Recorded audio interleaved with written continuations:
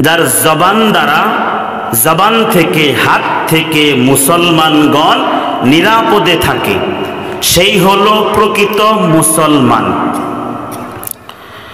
মান হাজার, আর সেই প্রকৃত মুহাজির, মা নাহাল্লাহু আন, আল্লাহ পাক রব্বুল আলামিন যা নিষেধ করেছেন তা বর্জন করে, সেই তো প্রকৃত মুহাজির।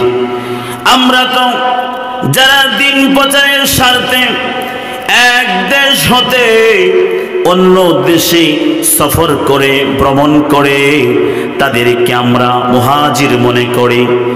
এক মহল্লা থেকে অন্য মহল্লায় দিন প্রচারের স্বার্থে, এক রাষ্ট্র থেকে অপর রাষ্ট্রে দিন প্রচারের স্বার্থে ভ্রমণ করে, সফর করে, তাদেরকে আমরা